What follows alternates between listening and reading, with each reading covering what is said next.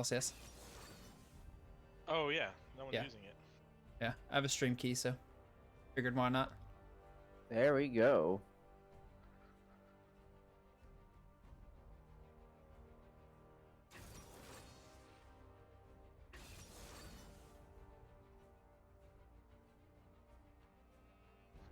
Where is it?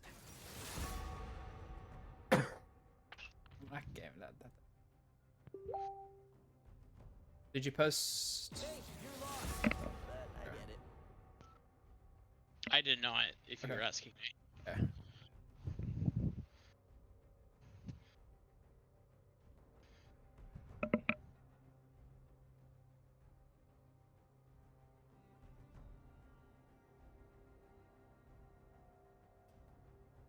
Ignorant thralls.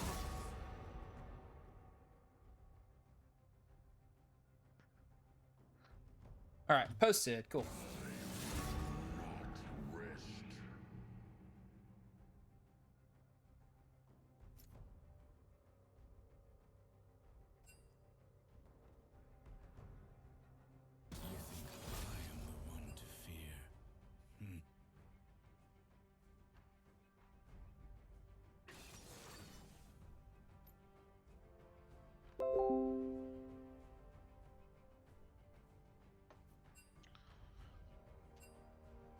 Alrighty.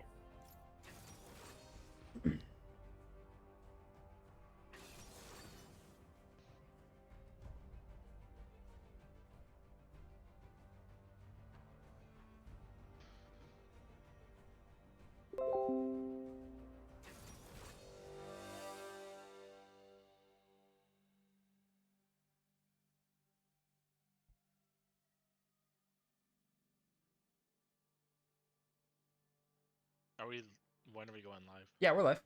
We're live right we're now. live. Yeah. I told you we're live. I said we're live, and nobody said anything. I didn't. Well, I assumed somebody would have been talking about this draft. Yeah, Alex. Okay. Well, hello, people. We scrapped together a stream here just in time for Game 2.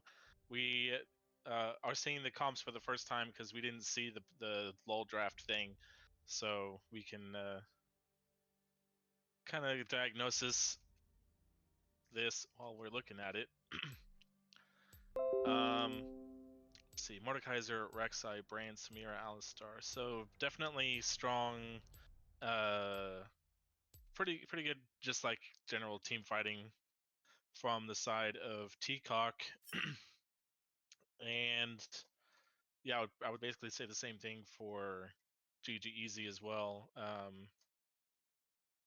With the Sejuani, Sivir, Rel. The Swain, they're one of the quadratic specials. Not many people really going with the Swain top nowadays, but we know quadratic will still pull that one out. That'll be an interesting matchup just because I don't know if I've ever seen Swain versus Mordekaiser. So both of them are going to be like, they're not tanks, but they can be tanky. So seeing that up there will be interesting. On even footing, Mordekaiser wins that. He just straight up out heals Swain and deals more damage. Swain's just a big, like, if he gets to 3-4 items, he just won't die, but it doesn't matter because Mordekaiser just shreds you and heals it all up at the same time. Yeah, that makes sense. And in fights as well, ulting the Swain so he's not like getting his big damage onto the rest of his team. Mm-hmm. I am a little worried about Samira in terms of seeing GG Easy's comp, just because they don't really have a ton of ways to stop her ultimate. If Gare Bear on Sejuani can time it out just right and make sure that his Q's always up, then it won't be a problem. Rel knockup's really hard to hit on someone who can dash while their ultimate's going off, so they have tools for it, but it's very limited and it's very skill shot reliant. So yeah, hopefully that Samira doesn't get too far ahead. Rel ultimate will displace, so that should also cancel it, I would think, right? Mm-hmm. Just depends it on like how you pulls do it. people in. So if he does it like after Samira casts it, I think it would cancel it. And that one, as long as Rel is like standing next to Samira, it should be easy to do. But yeah. However, that being said, like Samira wants to always be going in, and like Swain is kind of the champion that, like a Heimerdinger from the other series, is like an anti-engage. Like if you're going into the Swain, that means he's going to be able to pop his ult and be a monster. So that's going to be interesting to watch. One thing I do like, if we want to talk about real fast, is we have some support counterplay possible here in the Rel Alistar matchup. Both of these supports can cancel the other support's engage. And it's really a big timing thing. I think it's a lot easier for Alistar to cancel the Rel W because hers doesn't travel as fast, and so it's pretty easy for him to either just Q or even headbutt the Rel while she's mid W. The other way around, like Rel can stun Alistar with her E when he goes in, but the headbutt travels a lot faster, and so the reaction time has to be a lot faster, I think, from the Rel. But it is possible. So that's an interesting dynamic to watch in the bot lane for sure, if they're I on think their mechanics. So I think overall this is going to come down to huge team fights and in which team utilizes their team fight better, because you have, Samira, Brand, Mordekaiser on one side, and then you have obviously Swain, Sivir, and Sejuani on the other, as well as Rel. Overall, the damage is better in the team fight from Teacock, but you can definitely just disengage after a Brandall, or Samira can be stopped in hers, and Mordekaiser, when he ults someone, he's out of the fight. So if you take that fight without him there, that can be a big part of winning that team fight. So it's going to come down to these team fights, and hopefully no one comes out of lane super ahead, or else that's going to really alter on who wins these in the mid to late game. yep. I also expect a 5 point from both teams on this. I don't really think there's going to be any invades going on. Everyone's level 1's pretty weak. Mm. Yeah, I'd agree with that.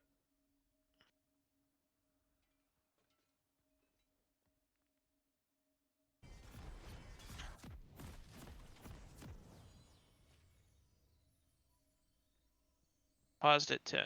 10. Yep, I'm positive.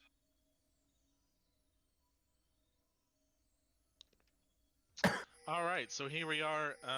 I do want to try to clear something up because a couple people in Twitch chat said they think that this is actually game 3, but we thought this was game 2.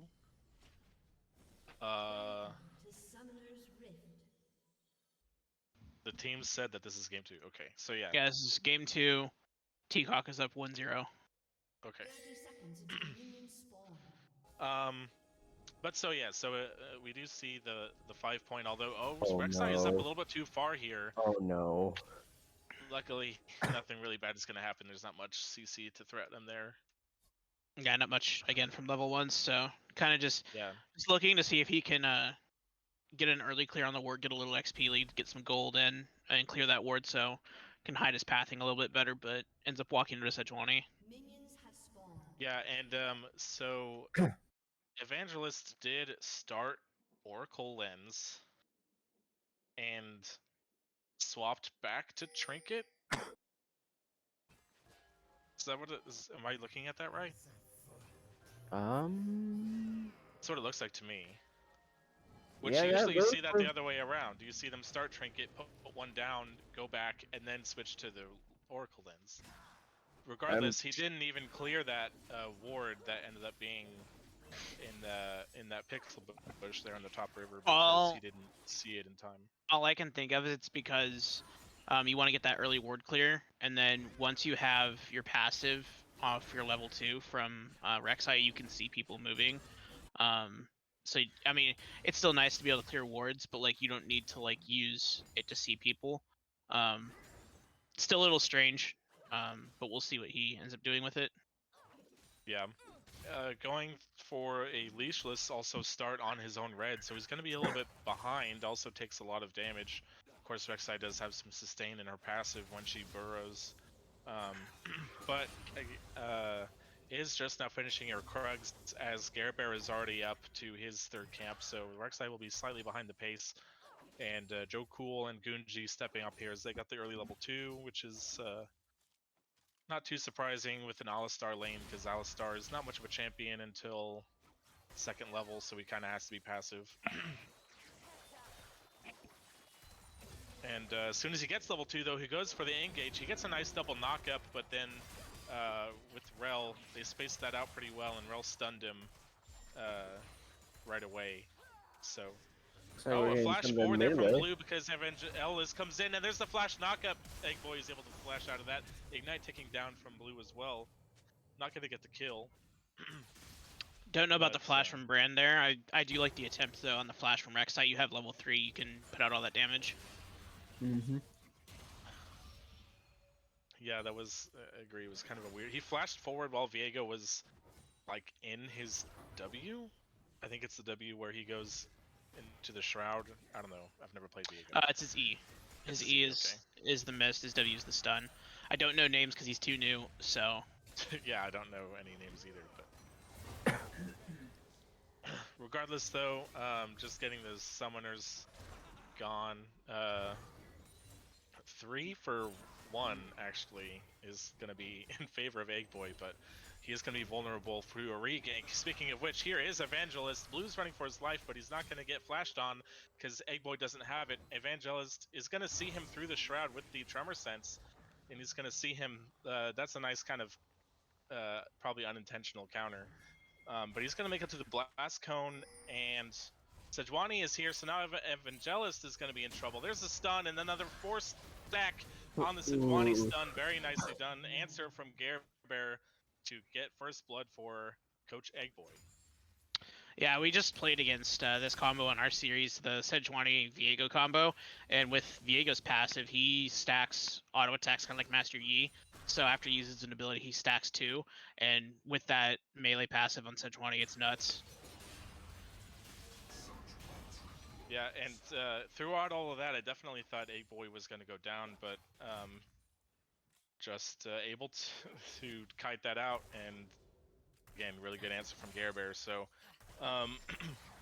we saw on the top side, we already see a 13 CS lead opening up here for Quadratic, who is using his ranged advantage really well. He's landed a lot of his Never moves onto Zanzan, pushed him under turret, gets the early recall off, and like I said, enjoying a nice CS lead. So Quadratic off to a good start up here. Here's an invade in the bot side jungle, trying to find Evangelist, and they did. The Q is not going to steal it. It's a nice try. I think Blue possibly wanted that, although it is a little early to be giving buffs over already. But using their advantage in the tempo on the bot side, at least know where Rek'Sai is and can keep track of it for now. Also, as a note for our viewers, that is Kaiba Lol, or Theatrics, or whatever you want to call him now. And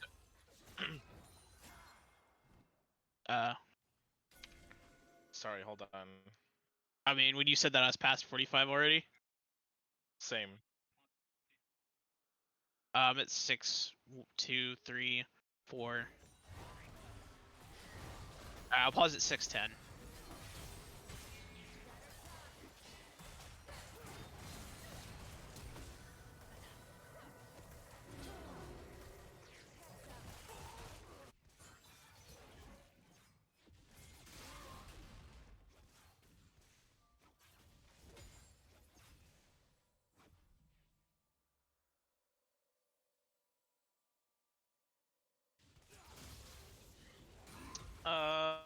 Okay, so a little bit of action going on there that we kind of missed. Some technical thing with our streamer, unfortunately, but looks like it.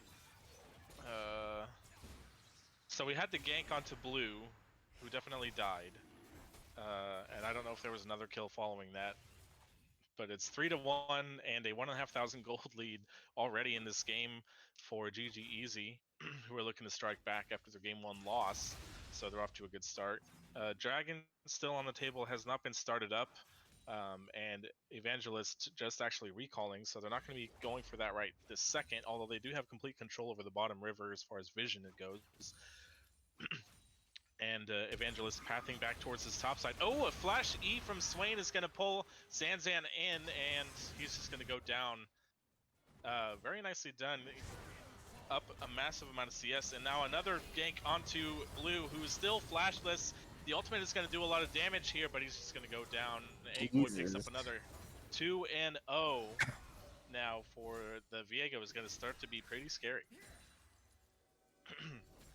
Yeah, this is not what you want when you see Viegos. You do not want to get them fed. You do not want to see them snowball, or else they're just going to take over this game. Especially having, you know, again, that Sejuani passive, like, it's going to be really tough. Oh, here comes the Evangelist, though. He has the ultimate, not going to use it. Can't quite get in range for the knockup. If so, I think that would have been a dead Viego with at least the Rek'Sai ultimate. He might go back under. Oh, he steps right up. Oh, he wanted to Okay, he wanted to destroy the tunnel. Luckily, there was still like a fraction of a second before Evangelist could come. Oh, he's going to flash over. He has the phase rush for the chase down after the flash. There's the ultimate, not even needed actually. The W from Blue is going to lock that one up. So answering back to try to knock this Viego back down a tick. Here's Quadratic though, and Joe Cool is here on the roam. That's a nice knockup on the engage. Rek'Sai got her ultimate back because it was canceled, but now here is Gunji and Evangelist is gone. Quadratic picks up his second kill of the game, and suddenly GG Easy collapsed on the mid lane and take down the Rek'Sai. Yeah, really good team play there from GG Easy, recognizing that, you know, they're going to try and push this gank, and everyone came in and made sure that if there was a kill seen onto Viego, that they will make sure that they get the advantage and then get the Drake right afterwards. Yeah, unfortunately, you know, even with Viego gone, they wound up losing their jungler and then wound up losing Dragon afterwards from that. Yeah, I mean, it was kind of set up by that flash play topside because they didn't have Mordekaiser there. Yep. And speaking of top real quick, that CS lead has continued to grow. Quadratic now up 30. Basically double Zanzan at this point. Plus he has 2 kills, so he's going to be very, very scary Swain indeed. As here's a nice spell shield to prevent the knock up for Gunji. He's going to try to kite this one out. Jokul does eventually go down, but heads up on that spell shield, their Sivir also would have been dead for sure. Yeah, very good spell shield play from Gunji. I remember playing against his team a while back, and I played Swain into him, and he's one of the few people I've ever seen correctly spell shield a Swain pull. Yeah. And overall, it's going to be a return kill. Still 2,000 gold in favor of GG Easy at this point. But, and the Dragon. Still lots of game to be had though, so we just passed the 10-minute mark. And Quadratic with the red buff. Has he just had that? I believe he got it Did he on just the steal kills that? from mid lane. No, it just Or went away. wait. So yeah, he had it from the earlier play then, because it just died. So I just didn't realize he had it till now. So look at this damage though coming down with his early lost chapter and Amptone, putting Zanzan down to about half health. Evangelist is in the area though. If Quadratic gets a little bit too far forward. Speaking of which, here comes the ultimate. Swain is going to be hard to kill inside this, but Evangelist is here, and he's going to kill Zanzan, but now Evangelist is going to finish this one off. There's no flash. Here comes the ultimate, and that's a really nice shutdown there going on to the Rek'Sai.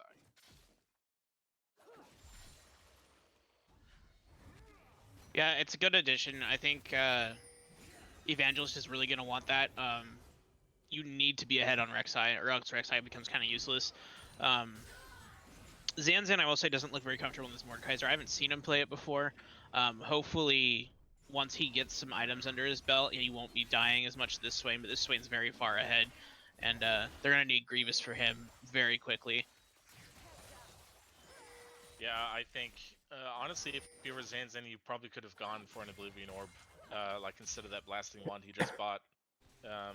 But still a nice answer from Evangelist. So brings it one closer in the kill score, still just above 2,000 gold, or sorry, just at 2,000 gold for GG Easy.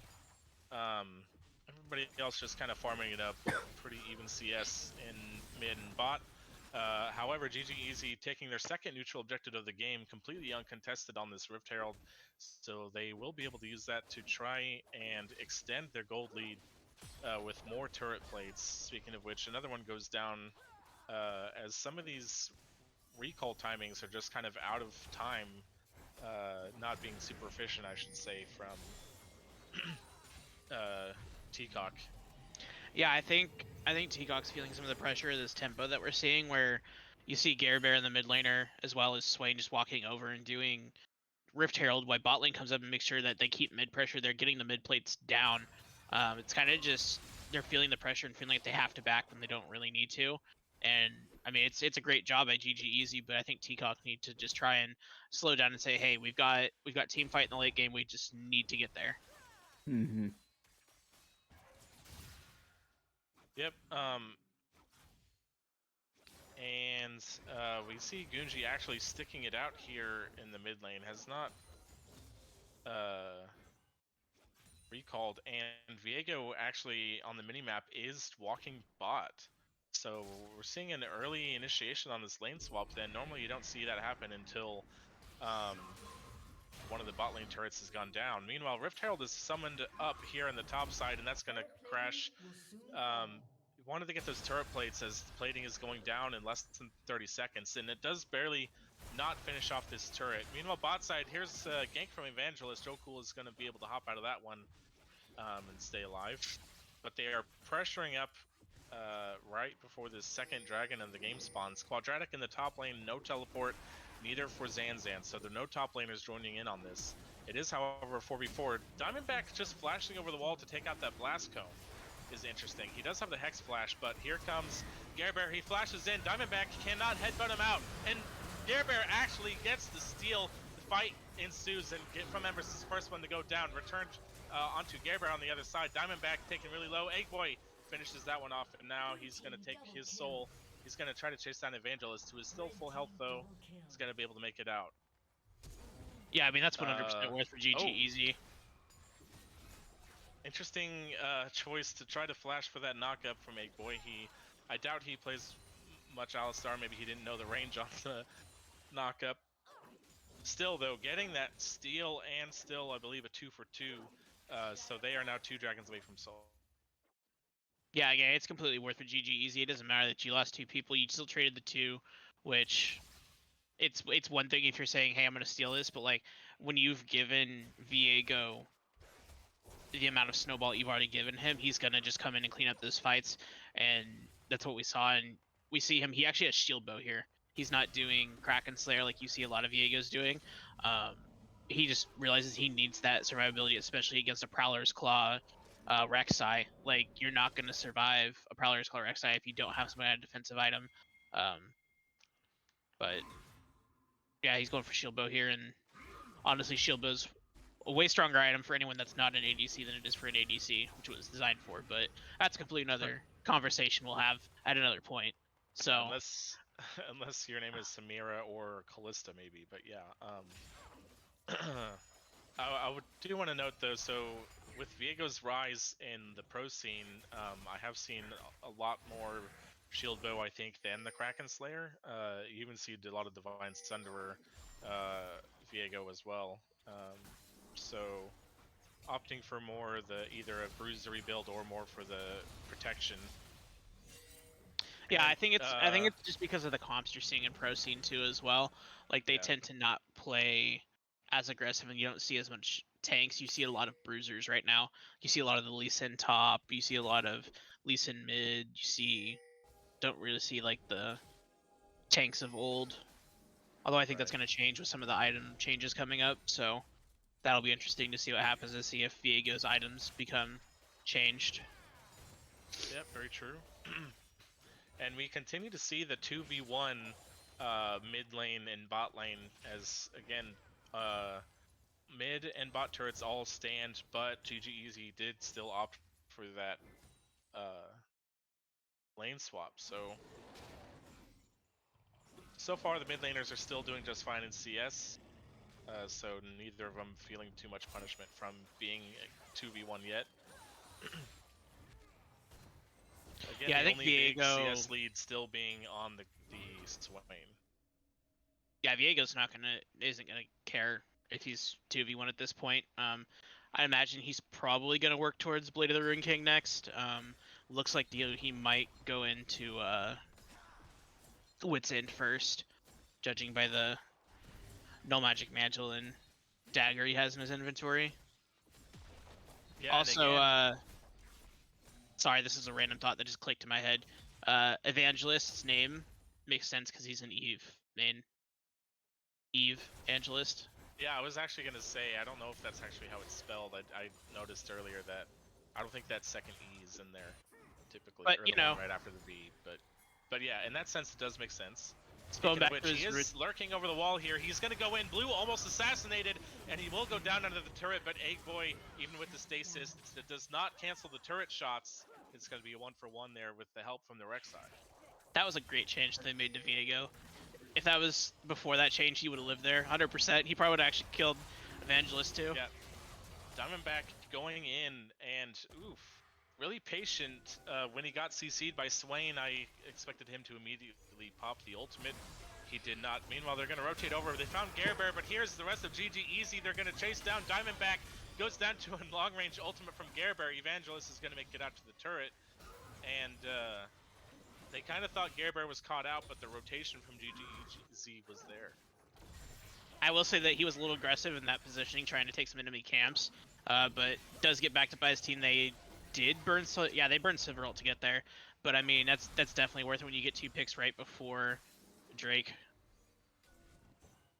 Yeah, so that is going to be spawning soon. This time around, there is a teleport on the top laners. Ooh, Evangelist found Gunji. He gets to get the ultimate off, and will not. Oh, he does assassinate. The stun made it really close. Evangelist is going to go down eventually, but the rest of the team is kind of here. From Embers, it's going to turn. There's the ultimate on the Joe Cool burning down. Finally, we'll go down to the auto from Embers, and Zanzan now has TP to the rest of the team. Egg Boy has his TP as well. But Bear really low, he's just going to opt to push down instead, and this will be the first dragon of the game going to Teacock. See if Quadratic can steal it with the W, with the Eye of Empire, and he will not. It's called Vision of Empire. Vision, sorry. Vision of Empire, I was close. It was close. It does look like an eye, I think, when you put it down. It does, that's why I was confused. But we saw Egg Boy here. Go ahead and going top. He does have TP. Realizes that it's not worth it. Just gonna go ahead and get a tower for their troubles. Good fight back from Teacock there. They realize that if they can get this Rek'Sai with the Prowler's Claw onto the backline of Silver, she just deletes immediately. And then we saw a big Brand ult bouncing between himself and the rest of GG Easy. Yeah, Evangelist not gonna be able to chase down Viego in this shroud, so he's gonna make it out. He did get that top turret, so that gold's gonna leave it at still about 3,500 gold. So a good, decent lead at 20 minutes, not by any means out of reach though for Teacock, especially since they have stopped the dragon stacking. They don't have to be afraid of the 25-minute dragon soul, potentially. So again, no one quite here fast enough to rotate onto this mid lane though. Alistar is not really going to be able to clear this out, so that's another basically free turret. Going GG Easy taking advantage of these slow rotations, because again, another one goes down right as I say that in the bot lane. Jeez. And that does give them a little bit more gold. Oh, here comes the Sivir ultimate right away. Zanzan can turn this into a 1v1 inside. He does put Joe Cool inside. Zanzan not with a ton of damage yet. Finally the death zone will end, and Evangelist, this is not where you want to be. I think you have to realize that your top laner is dead at that point. Meanwhile, on the bot side, Blue trying to get one over on the other side. The burn and the ignite will land it, although he did dodge most of the skill shots.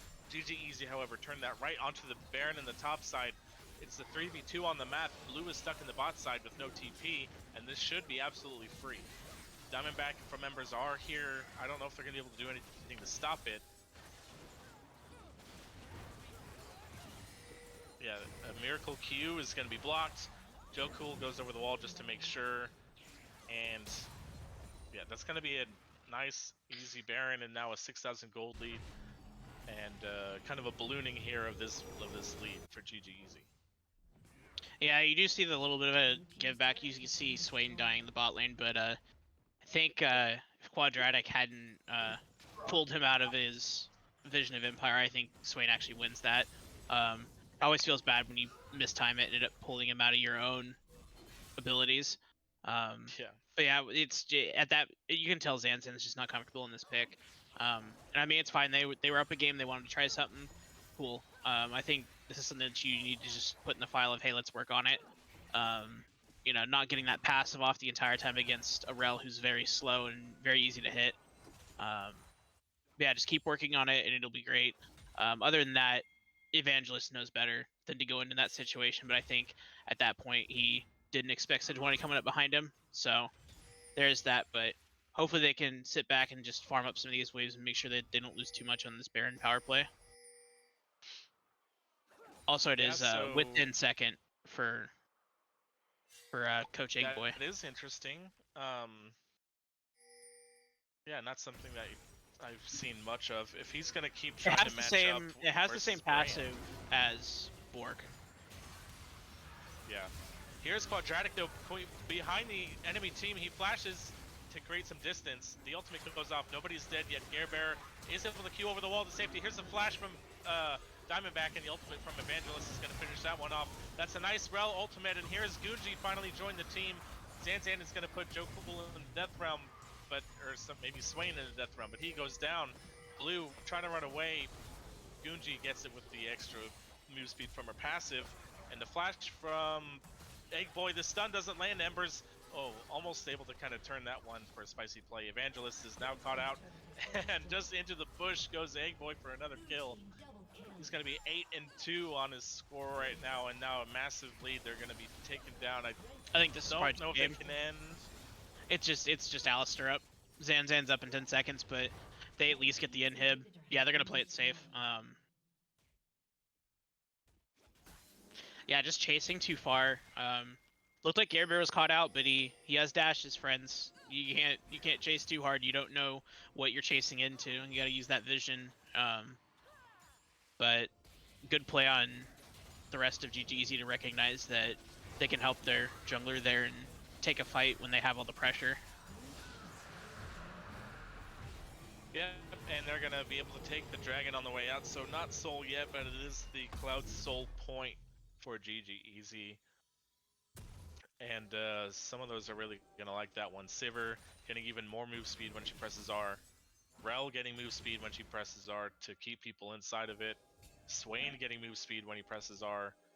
So if this gets to Cloud Soul time, potentially, for this team, this is one of those teams where their champions actually really like having that. So that's going to make them even more scary. As they already up 8,000 gold, Evangelist looking for a pick. Joe Cool is not the easiest person to assassinate, and actually does a really good job taking out half of his hit points. So kind of a cheeky look there from Evangelist, but good damage. I mean, it'll help if he doesn't heal up before the next team fight. He's gonna go down a lot quicker than what he normally would, but he's gonna take the plant here in the river right now. We do see also a third item now on Coach Eggboy at GA, so now they're gonna have to kill this Viego twice. Oh, here comes the On the Hunt. Evangelist is caught out. He does get the tunnel over the wall. The stun hits right before, but from Embers. Good guy teammate gonna hit the blast cone for him while he couldn't because he was in the glacial prison. That's he's gonna buy from members a beer after the match for that one, but he does live for now. And GG Easy keeping the pressure up. They have complete control over this vision now in this jungle, taking the camps. There are a couple of wards left. Finally, here comes the Oracle Lens to clear out these last couple of visions. Make this top jungle completely black. Before the next Baron, I don't have timers on, so I don't know when that is, but Baron is in 120. 120, okay. You have 3 minutes until Cloud Soul. There is one red ward inside the Baron pit right now, but the jungle though and everything else outside the base now completely dark for Teacock. So they're going to have to be really, really careful as they push out to try to get some of this vision. They have to group up together. Well, and something you can do here too Go is over that. something you can do here too is you don't even have to actually like do Baron here. You can have Coach Eggboy be on the bot side of the map once he has his TP up, and they got to send probably 3 for him. I think if you send only 2, he's gonna kill him. And you can either do Baron or you can just bait it, pull people away from him. So you either decide, do I want Baron or do I want bot tower and bot inhib? If there's a world where they don't send enough to Viego, you get both. But I mean, you're in the driver's seat at this point. If you're GG easy, you get to decide how this game is played. Yeah, right now they're opting to hope that somebody from Teacock walks in without a buddy, as they are kind of set up for some cheese here in this top jungle. They're actually gonna leave Zan up in the top side. The rest of the team is grouped together, smartly grouped together. They're not gonna find anybody from GG Easy here though, because they're all on the other side. All right, so maybe trying to use Coach Eggboy as a little bit of bait. Oh, the Glacial Person goes wide blue, but he does get flashed on, pulled back. There's the Zanya's. Does he get the ult off before he dies? He does, so there's going to be some brand ultimate damage, but there's 2 kills already for Garabear. Here comes from Embers. That's a really big ultimate. Does so much damage. A triple? Not quite the triple. He barely missed out on the 3rd one. Gucci and Eggboy, though, do survive, and they're going to push this one in. Yeah, the difference there is the 10k gold lead. You just don't have the items on the side of Teacock that GG Easy had. If Samira has one more completed item there, I'm pretty sure it's just a straight pop off and you just see everyone immediately destroyed. But looks like we're gonna go to game 3. So yeah, that fight was pretty close from Embers. Almost put one on us for the highlight reel, but again, the wallets were just too thick for GG Easy at that point. But as you said, this is going to go to game 3 as Teacock had the first one. So everybody start humming your own silver scrapes to yourself as we get ready for the finale. yeah, and we are going to do a series MVP, not per game MVPs. So I don't know how game 1 went, so we'll have to base it off of these 2 games. All we know is that Teacock won game 1, so now the series is tied at 1-1. Things I want to see coming up from this next game. I want to see Zanzan on better comfort. I don't think he was very comfortable on Mordekaiser. I think there's other things you could put him on that's a little bit more comfort. Have him help deal with one of the power picks of Quadratic. I also want to see them maybe pick a different jungler, someone who's not so feast or famine, such as Rek'Sai.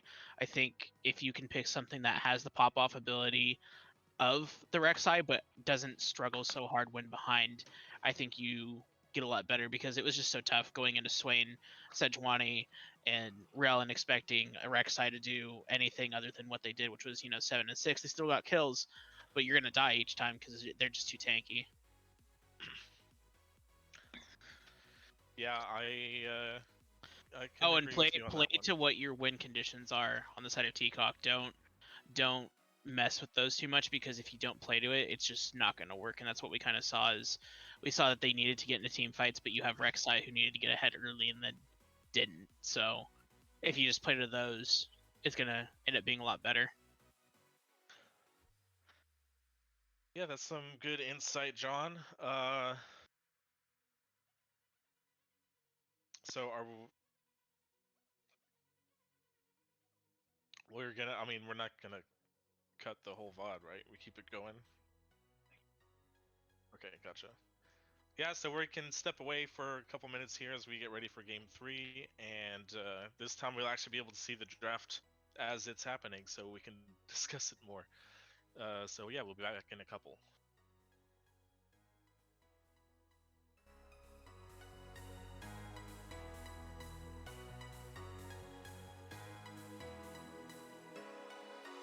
All right.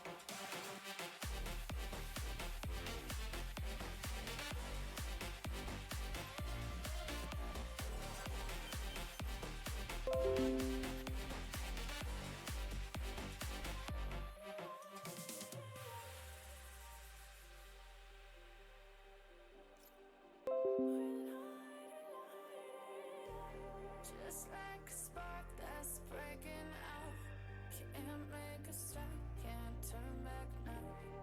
We know that there's no room for doubt. No, we can't turn back now. I see danger in your eyes. They know we'll burn down the night.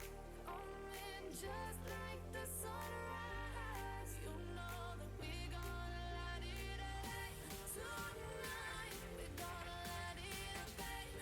Tonight we gonna light it up just like the sunrise. We gonna light it up.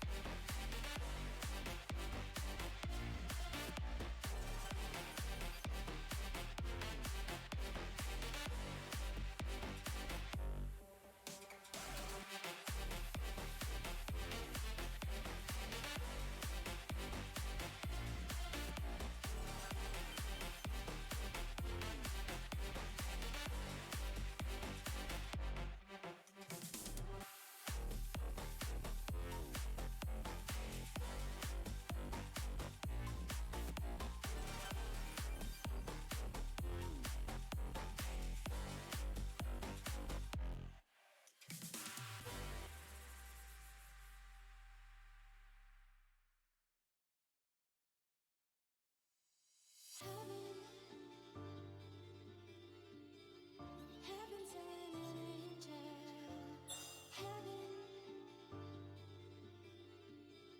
Heaven's an angel.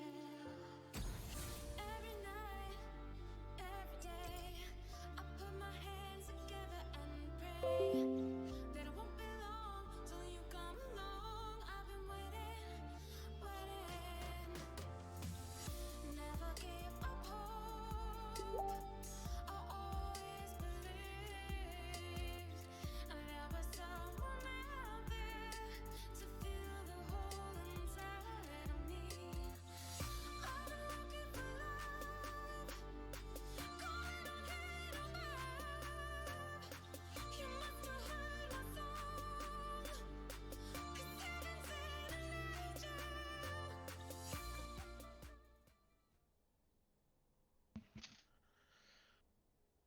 Welcome back, everybody. We are here bringing you Game 3 of Two Coaches, One Cup versus Goonji Gang Extra Zesty. After that Game 2 victory by GG Easy, pushing us here. So, hope you all were singing Silver Scrapes to yourselves in the break. We are back getting this lobby together, and hopefully we'll be getting to the draft shortly. Just waiting for a link.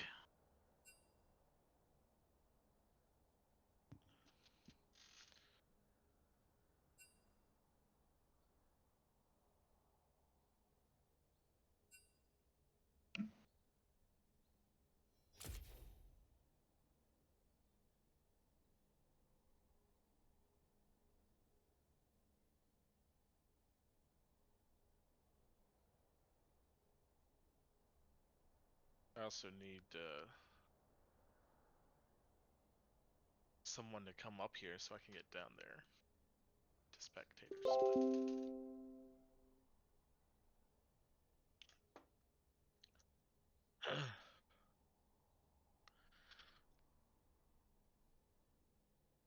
Oh wait, they're actually using a pro draft. I opened this up and was like, oh, that looks kind of weird, because I forgot what this looked like. You don't have a spec?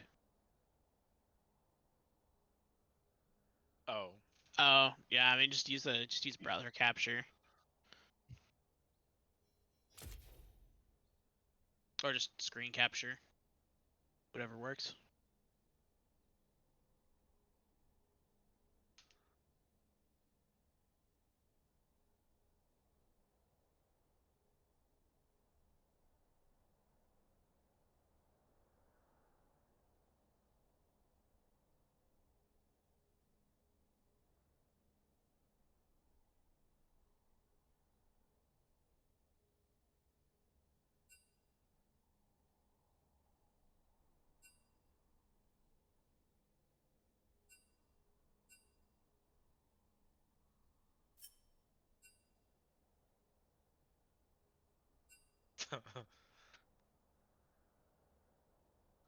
Wait, Joe Cool left?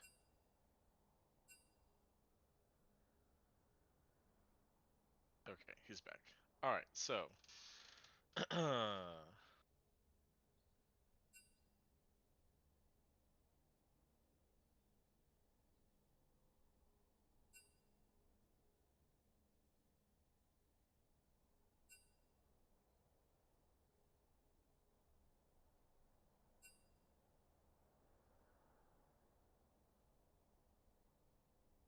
so blast from the past to the old pick ban pro draft, but still going to be underway. Teacock right out of the gate, they're saying quadratic. We're not going to let you play Swain top again, so they're going to ban that one.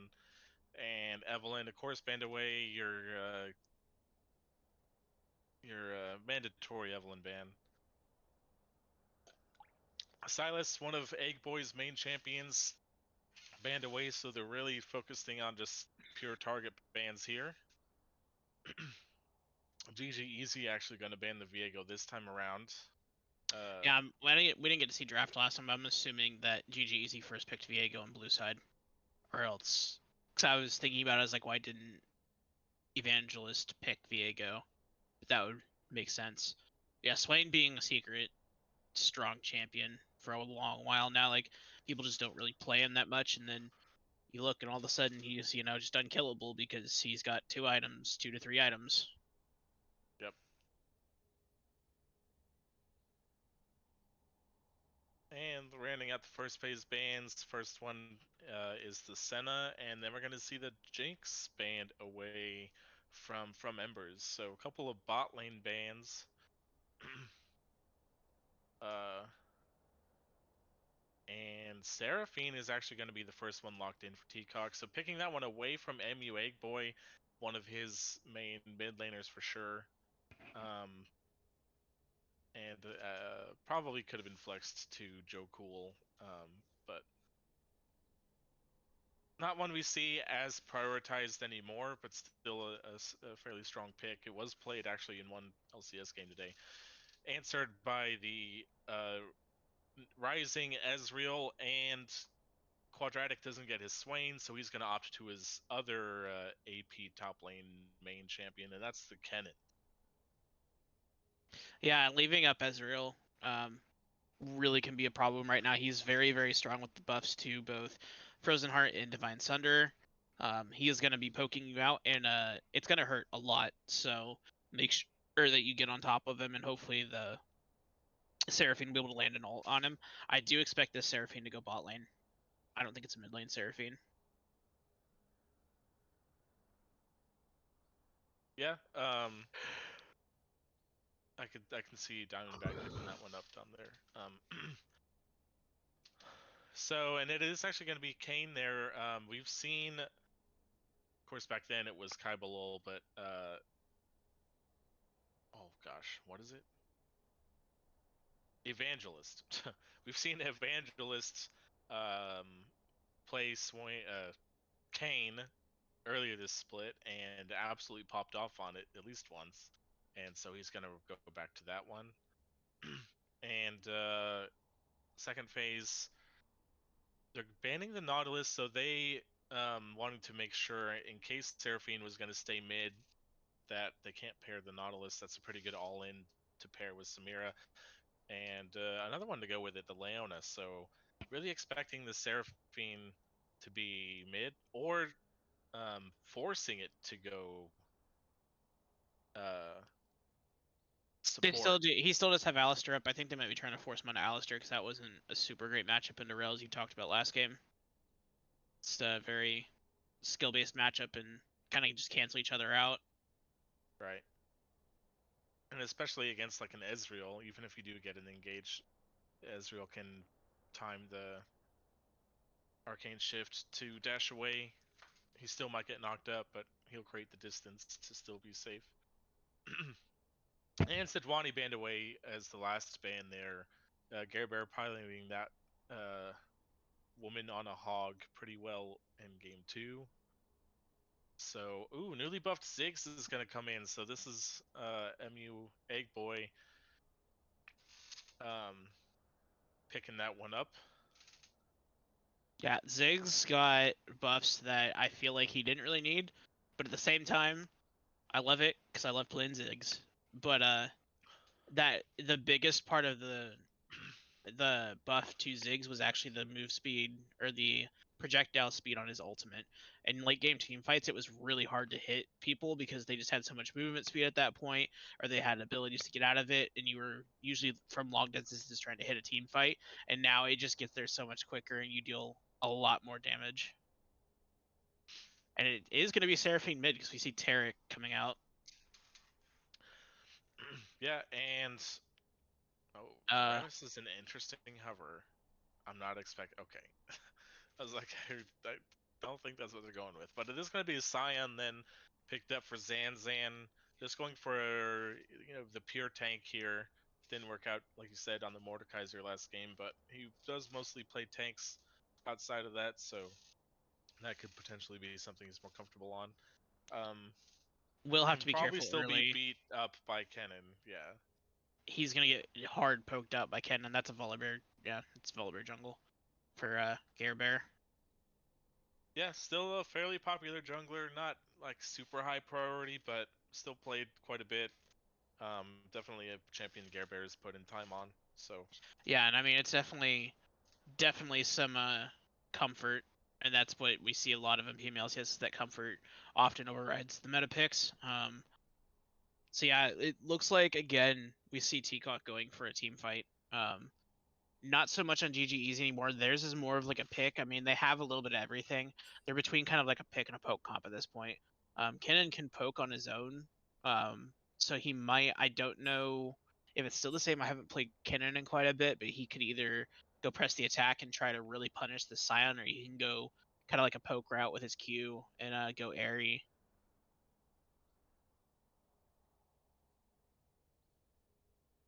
yeah, I actually think that GG Easy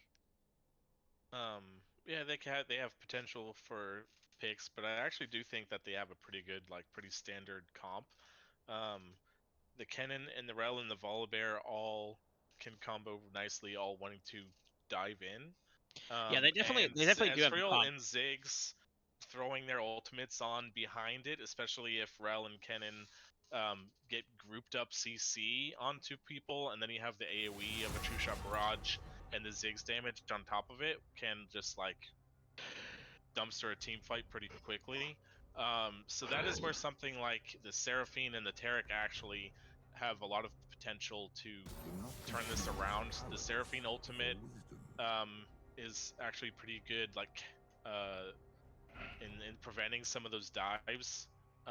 If you can get on the multiple people, and the Tarek ultimate, of course, obviously just turning your team invulnerable so they don't get killed by the Ziggs and the Kennen ult combo.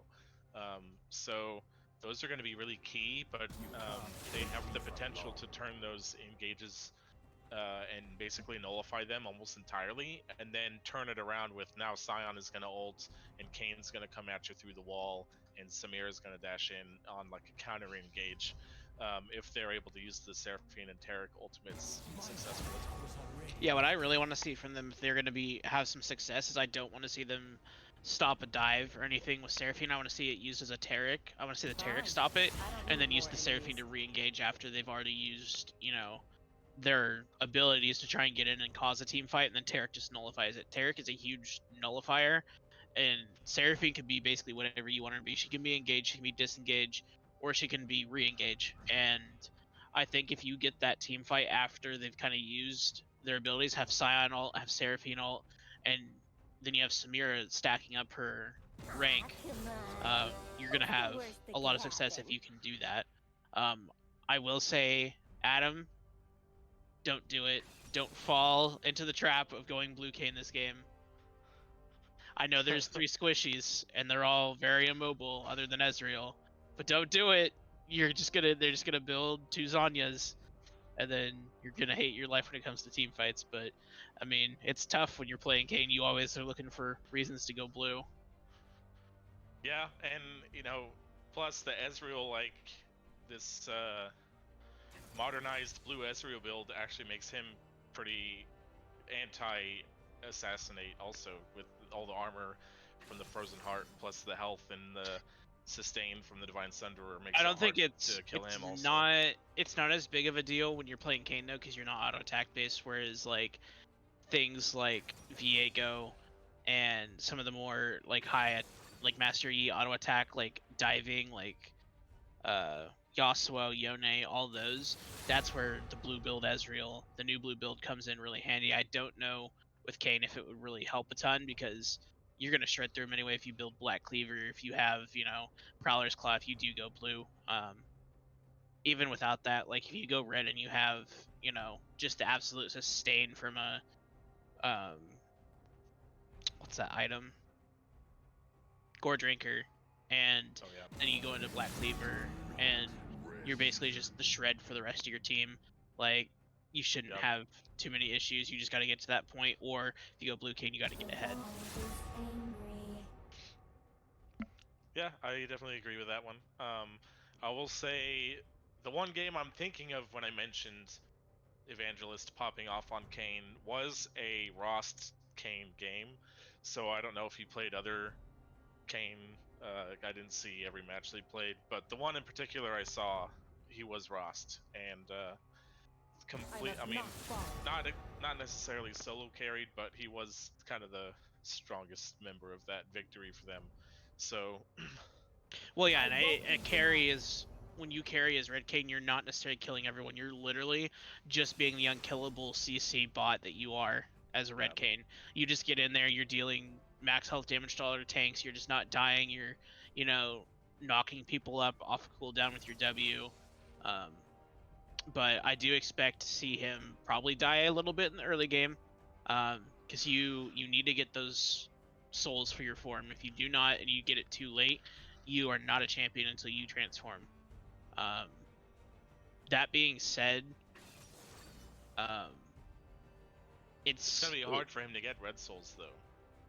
Yeah, it's Because gonna be it's hard. only the He's Volibear got and the Rel. It's only Volibear and Rel, which I mean, Rel, if you're not careful, can turn on you. Right. Volibear, I don't think he kills him in the jungle 1v1 early, but then again, if you get caught up in the electrical surge, I think that's his E. That can really change that around, but you have your Q that you can use to get out of that. But just taking small trades whenever you find someone, basic Kane things. That being said, I think I'm gonna give the edge in this game to GG Easy. I feel like their comp is way easier to pull off. They're really late scaling. They don't really have to do much early. They just have to kind of sit back, farm, and say, okay, let's not die to, Kane early. Let's not die to a Samira. Let's just wait until play to our win condition here, and it's a lot easier for them to do than someone on Teacock. Yeah, I do think the ease of execution is going to be a little bit better for GG Easy, but I gotta say, John, you have a moment here to put your money where your mouth is, as we do have the prediction going live in the chat. Oh so, boy. Anybody watching, get your prediction in. Who's going to win this series? Because it's already 1-1, so winner of this game wins the series.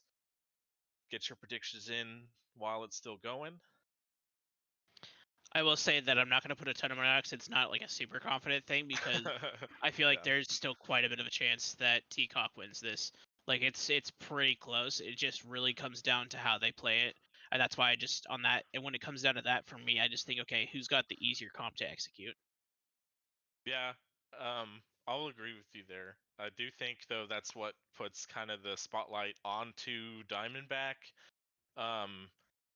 They hear like potentially last game of the season for your team.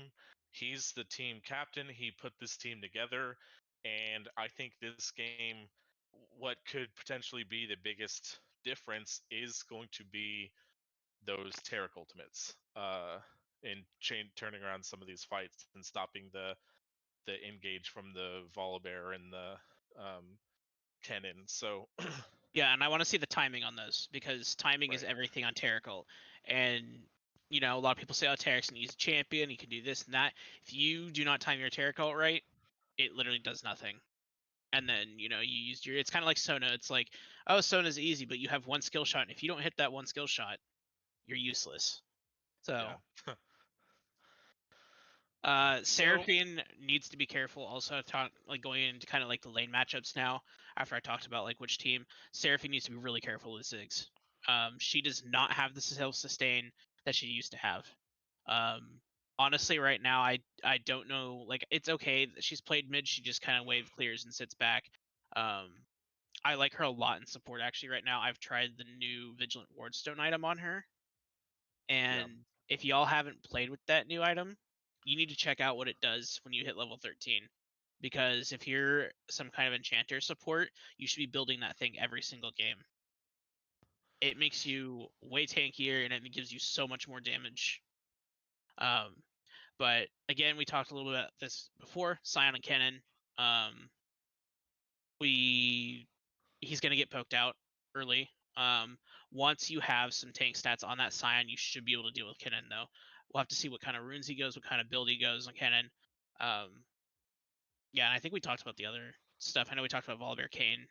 We haven't really talked about bot lane, but bot lane's really just gonna be a poke and farm fest, honestly. yeah, there is one combination like the Taric Samira combo can actually be pretty good engage because Taric can channel the stun while Samira dashes forward. Because of course it'll stun from both of them when they're bastioned together. So that's kind of a cool combo. However, it's an Ezreal, so he's just gonna E away. Normally, I Yeah. would say the Samira Taric combo is actually pretty good if you're coordinated with it against an Ezreal, unless he's just not pressing E. Like, there's not much they're gonna do. So, yeah, they're just basically gonna be farming. So, yeah, we're here on to Summoner's No, Rift. Before we we can have. even pause ourselves, we have a team initiated pause. 5 seconds in. No, we didn't have So, one in the other series, so stop pinging me LCS if there's no pauses. true. It was initiated by Diamondback.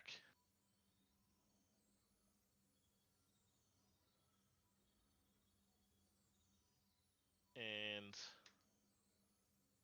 someone said they had to pee. So I guess they weren't able to get that all done in loading screen, but I mean, that was a fast load in. I will say that. So that's true. we do Even see for summons my now. laptop, usually I load in longer, but We do see summoners now and runes as well. Going for the phase rush on Kennen, which makes sense um once you are able to get that movement speed plus your e movement speed, you can just run at people and then ult. And if you have that phase rush going while you're ulting, you'll just hit everyone. Little interesting to see grasp on Scion, especially when you're playing into a ranged matchup, which you're not going to be autoing very much. I think yeah. he would have been better off just going Spellbook if he knows how to use Spellbook, which a lot of people don't. Or even Aftershock, just so that way when you do go in, you're just burst of sudden tankiness. Yeah. Everything else seems relatively normal, other than Comet on blue. Normally that's airy, but same difference. You're gonna just poke a little bit harder when you're against the Ziggs. Yeah.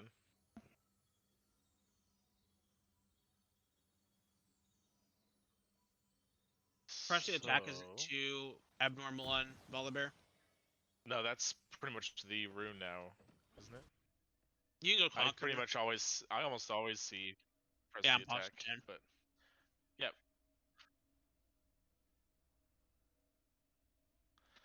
Okay, so P breaks are completed, and we are now going to be into the game here. Do or die for Teacock versus GG Easy. Winner goes to the semis. Loser ends their split. We're going to see just a 5-point here, looks like, from both sides. And Zanzan, channeling a Q, but Gabriel doesn't walk close enough, so... yeah, Evangelist's going to go ahead and recall. I expect he's going to recall, get the Oracle Lens. He does. Wonder what they're gonna do with the start here. Kane obviously can start without a leash on like the Raptors, or he could be leashed at red depending on what the team decides.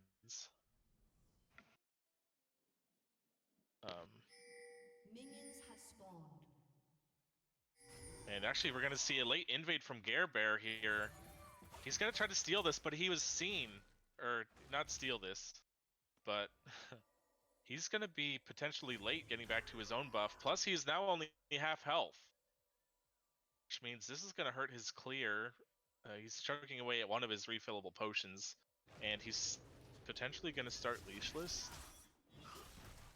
He is. So starting leashless and starting lower on health than normal. So this could potentially impact his clear, but I guess Volibear has a pretty healthy clear with his W healing, and when he gets the shield from his E eventually. So Volibear also doesn't need many items, so farming wise, it's not gonna feel as much as like someone who needs to farm up a lot.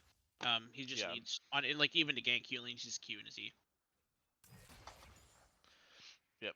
So he is gonna opt to skip the Krugs. He goes down here to the Raptors, which he can clear pretty quickly if he scales E second. And Kane did get his leash on the red rather than starting on Raptors, so he's a little bit ahead of the game. Looking for a potential level 2 gank here. He goes through the wall, but Gunji and Jokul Bremer seemed privy to it, and they were able to back off. Also, having the Conqueror on Kane means he's most likely going red for him, which is what I agree with. But Oh, yeah. I wouldn't have faulted him for going blue, but I'm glad he chose red. Yeah, I definitely agree with you. So he loses a little bit of tempo for that, and is now going to be a little bit behind Scare Bear, actually, who is doing just fine, even with that poke coming out at level 1. So Yeah, lots of sustain comes out from Volibear's clear. The W giving you sustain off of jungle minions. Yep. I wish it would show us Kane's meter and spectator, so we could see how close he would perform and stuff. Like, obviously it's not much right now. I don't think he hit Rel or Ezreal with anything on that gank. Yeah, I don't think he did either. So Gary Bear gonna get his bot scuttle here, and Evangelist is still on the blue buff in the top side. So we'll see if he goes right for the Scuttle Crab or if he goes to Gromp first. He goes for Gromp, so Gare Bear is kind of behind. Look at all these wards that are here in this bot river already. Controlled the area here for GG Easy. But no action happening yet, and gonna be all even in CS, so a little bit of a quieter start here. Yeah, I don't expect anything from the side of GG Easy until the first Drake, unless Gare Bear sees a way to get into Zanzan early, especially if Quadratic can kind of force his poke and the ability to force that ranged into melee matchup into a level lead for him and hit 6 first. Yeah. Ideally, you want to get that 6 hopefully before first Drake. He should do that. He has 5 right now, so he's got another level. He's got 2 minutes to do it.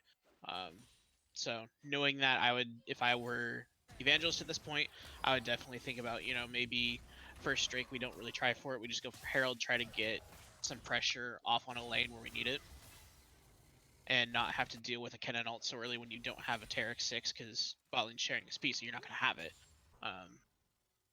That'd just be my thinking, but we'll see what they end up doing here. Yeah, and Evangelist getting the first recall off faster. Also, I like staying Drake out on wasn't the up map in a little 2 bit longer. Drake wasn't up in 2 minutes because I decided that I was going to read the red buff timer. Oh, yeah. My brain isn't working. Allergies are dumb. Yep. So, yeah, with Garibar staying on the map, he is still like dead even camps wise as far as this Kane, but he doesn't have any items. Kane looking again for a potential gank, but he is spotted out if he tries to go through the wall. He does here now, so he is finally going to get his first orbs as he gets an auto and a W here on Terrell, who's going to be able to walk out of this one, although slowly. And a Really- couple of red orbs there for Kane. Yeah, really early shift there for Ezreal, but ends up working out. Doesn't take too much damage. Diamondback being aware, putting that Bastion onto Kane, trying to get the stun off. Oh, he's going to get a couple more red orbs here. He's a little bit healthier than Bear, but the burst from the press of the attack is really high. Evangelist now cut off away from the rest of his team. The satchel charge trying to knock Evangelist out of the wall, but it didn't quite work. He's going to flash now, and looks like he's going to make it out okay. But flash traded for a few orbs from Volibear, probably not worth it, but I mean, I think it is to become the champion that you need to be. yeah. I mean, honestly, if his team hadn't shown him, I think Gerber dies there. He did exactly what I talked about before Evangelist did, using the Q to get out of the electrical surge from Volibear. Yeah, true. Oh, here comes the flash and slicing Maelstrom from Quadratic. Not gonna kill Zanzan. He flashes away for good measure. I think he would have been okay without it. So I don't that think is he the would have. flash I in. think one more auto would have killed him, and he would have been in range for it. It's a really good. It's a really good option to go ahead and flash, and that way you don't have to try and decide. Okay, am I going to be in the auto range after this? Especially when you know he had phase rush procced. So I think good caution there. You don't really want to give too much of a lead to someone who is a ranged matchup into yourself. Basically, cutting your losses as a melee top laner into a range is what you want to do there. So might have been fine, but I would rather him do that than not flash and like blow it trying to get out of an auto attack or something. Yeah, it probably is a little bit better to be safe than sorry. He opts not to TP back to the lane, so he does miss some minions to the turret, and he's going to be a little behind in XP, but he does have his TP now still if the team wants to play for this Drake. Of course, Kennen has his, but he does not have the ultimate yet. Still almost half the cooldown on that to go, and his flash. So we'll see what happens. Quadratic saying, "No, look at me, I'm the jungler," taking the top scuttle crab, while everyone's bot side. Yeah, and continuing with some really nice ward placement here, actually really deep into Evangelist jungle. So they already pinged out on Kane, seeing him bot side going through the wall for those Krugs, so they know he's going to be around. Evangelist has the sweeper. He tries to aggro the dragon while Gare Bear is in there, but the W just does not quite reach. And yeah, still no one going on this dragon yet. Meanwhile, Slicing Maelstrom has come back off cooldown here for this Kennen. The stun is not going to hit through the wall. Evangelist just goes though, and he does not have his E, so he's going to have to be careful. He can Q through parts of that dragon wall though if he needs to get out. The Emerald Yeah, Trespass is up for Kane though, He already did. Okay. which is his ultimate. So Yeah. and it looks like I don't know how close Diamondback is to 6. I would imagine he's pretty close, but it looks like they're gonna win. He Trying goes to fight the oh, crate. the steal is not going to be there in time. Here's the engage though. Jokel goes and gets a big knockup, and Gare Bear is big. The ultimate from Blue only hit onto the Volibear. That's not going to be who you need. That's a double kill there for Gunji, and Evangelist is going to go down as well. Triple kill, very nicely done. And this good gold here going into Ezreal's pocket. It's not what you want to see. You don't want to see it go into the Ezreal. And he's already got the Phage for Divine Thunder. He's going to be going, because they're looking for the team fights, like I talked about if anyone was watching last game. I didn't go to Divine Thunder first, but that's because I knew that we weren't going to be team fighting. Here in the team fights with Gunji and these tanks like Sion and Taric, he's going to want that healing, and he's going to want to do it so that way he can live through these fights. He doesn't really need to poke out anyone super hard in lane. But yeah, that's what we were talking about. Like, if they don't have Taric ult, these fights are going to look really lopsided unless someone just doesn't do something right. Unfortunately, Diamondback's a little bit behind on XP, but should be getting 6 in the next wave or so. Here goes Evangelist into the mid lane. That's a really good satchel charge from Egg Boy to immediately get out of there. He also dodges on the root from Blue. Oh, but the accidental stopwatch. was pinged out by his own teammates, but it was not pinged by anyone on Teacock, so I don't know if they knew. Yeah, I But don't know if should they be able to look in the know. inventory and see that it's broken. Meanwhile, this blue buff is working on getting stolen, but Evangelist knew the whole time, or at least part of the time. He just gets ulted on, and here is Zanzan for the defense. Evangelist, though, is caught. He can't get the cube. He finally does it, but he goes down to the Mega Inferno Bomb. Nicely placed from that. Now, Quadratic flashing forward with almost no health. Gare Bear here to back him up, though. They're going to walk Zanzan back to the base, and that's a nice pickup there for Egg Boy on that kill. Yeah, a few seconds away from Humble Trespass for Kane Earls. I think that's a one fight for Teacock. Instead, he dodges out a lot of the damage, is able just to heal up with that Conqueror healing.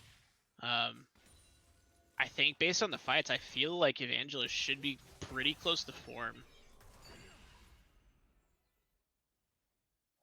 Yeah, he's coming out of base really fast right now. Does that mean he got it? If he gets that move speed? No. He does have it. I just scrolled over. He's Rost now. Okay. Yeah, and Spectator So- doesn't change. The portrait doesn't change like it does in game. Right. I just saw that he had a lot of move speed coming out of base, and I knew that was a thing. Oh, Diamondback goes for the flash stun. It does not connect, as Evangelist was coming through the wall in his newly upgraded form, but it was a nice look, but just a little bit too late on the flash there from Diamondback. Yeah, I think he's just feeling pressure, feeling like he needs to get something done, you know. They're down 5-0. They've just gotten Herald. You're on, you know, set or match point, basically, for the series. And just felt like he needed to try and get something there. I mean, if it had hit, it definitely would have resulted in at least one death. But, you know, Tarek Flash, not a huge cooldown, so. Yeah, usually only needed for like an offensive flash stun. I guess it could be an instance where like you want to flash to get somebody in your ult zone, but I mean, if that happens, I'm telling them it's their fault for not being here, for not being around me. True. They're just gonna automatically use that Rift Herald here. They want to get some turret plates before it goes down. Here's the ultimate from Gare Bear, and the Mega Inferno Bomb nicely paired, but he's gonna get executed. At least the gold is not going to go over to blue, as Diamondback and Evangelist are here to try to defend the turret, and the kill is going to go down to Evangelist. That's going to be a good pickup for him. His first of the game, Teacock's entire first kill for the team of the game, and they did prevent the turret from going down, but that was some turret plates gained. Yeah, it's a lot of turret plates going on to Ziggs and Volibear. You already see the Leandry's Torment coming out onto Ziggs, and it's gonna start hurting. He's gonna be hurting a Oh, lot. here's a teleport from Quadratic. He comes in. There's nothing to fight over. He just wanted the look. Ziggs also TP'd into mid lane. Now, Evangelist gets stunned. He finally gets the ultimate off, but a nice stasis there from Quadratic. Now, Evangelist is on the wrong side, but the charm is nice. Blue is gonna kill Quadratic, and here's from Embers, who's gonna go in. That's a nice engage from Joe Cool, but the follow-up is not quite there. Zanzan is in the front line. He doesn't hold the Q long enough to get the stun. Gare Bear is gonna chomp down on the Evangelist on the other side, but a nice root is gonna secure the kill on the Joe Cool Bremer. Tarek also goes down. Zanzan finally goes down passive. Not gonna find another kill though. Gare Bear gonna get the shield. A very, very back and forth kind of exchange there. Is gonna be a total 3 for 3, I think, but the Dragon control going to GG easy. Yeah, again, we just saw that's just another fight for Teacock where the wallets make the difference there. You know, you don't have a completed item on Samira, you don't have a completed item on literally anyone, whereas everyone has their first item except for Rel on the side of GG Easy. You know, that's Sunder coming in, just keeping Ezreal so healthy, the burn from Ziggs, and the fact that Gare Bear was able to just chase down Evangelist and kill him, even though it was off on.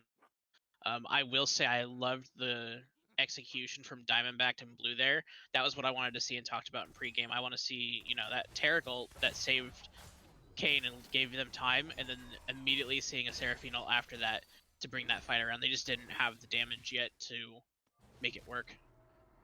It's getting there. They just need to try and survive. Yeah, I definitely think the potential is there. It was actually a 2 for 2, I believe, before that Dragon went down. But still, Gonna be a nice gold lead. It's more than 2.5 or 5.5.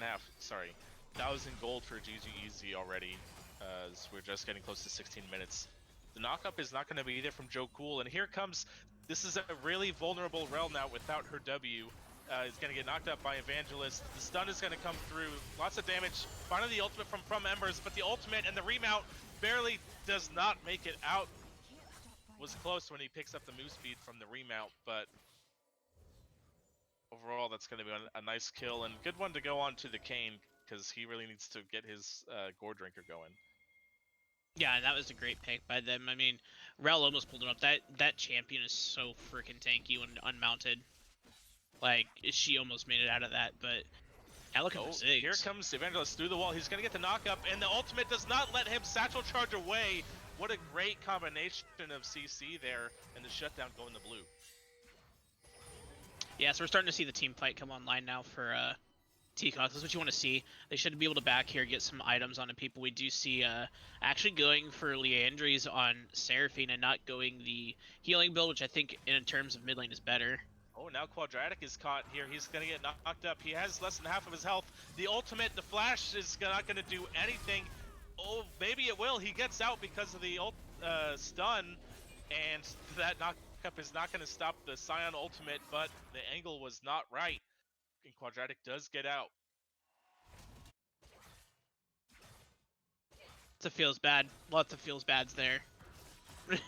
You know, Quadratic, fail flashing, and then with a Kane inside of you, and then Kane just not having. I'm assuming he just didn't have the Q up in time for the kill onto Quadratic, and then not being able to get across the wall, and Scion ult missing, and then Rel engage going wide. It's just, yeah. All in all, though, it basically is a flash for an ultimate, so you take those. Yeah, definitely having the flash gone on something like the Kennen who might need it to get his ultimate onto the backline. So that won't be a thing for the next few minutes anyway. So hopefully a big fight doesn't break out before then. And yeah, I just kind of assumed that the damage from the Kane ultimate was going to be enough. But unfortunately, not quite. They are posturing for this second Rift Herald of the game, though, and there's going to be spotted out at least, but Kane is not anywhere close to this. So unless they just try to fight... They do have Taric ult. Oh, the flash from Joe Cool, and the True Shot Barrage hits nobody. This could be a potential angle now to engage this. A stun is going to go down. Slicing Maelstrom, but he doesn't get the Taric ultimate off before... and so Diamondback is going to run away. He finally goes down. That's the second kill. Quadratic is going to be able to get out of this one as well. Oh, the Seraphine ultimate is massive, but it's not going to save anybody. Zanzan finally goes down. Joe Cool barely not dying to the Leandries burn. And it was really close, but execution just quite not there yet. Yeah, everyone just kind of went in 1v, one by one. It wasn't their own faults. And yeah, you see Eggboy killing blue on the rotation there. Yeah, they were just a little bit split apart, so they weren't there all at the same time. If T-Cock was all there for that, they 100% win that. They almost, you know, turned it without it. So now you're also in the danger of being behind in gold. You're losing fights, and you also have Ziggs, whose satchel charge can, you know, execute turrets. So you're not going to have turrets. You're not going to have pressure anywhere, and you just gotta hope that you can group up and find fights with Seraphine ults and all that, and hope you can bring it back. Yeah, and this is a really dangerous dragon to contest now because the cooldowns on Blues and Diamondback's ultimates are not there yet.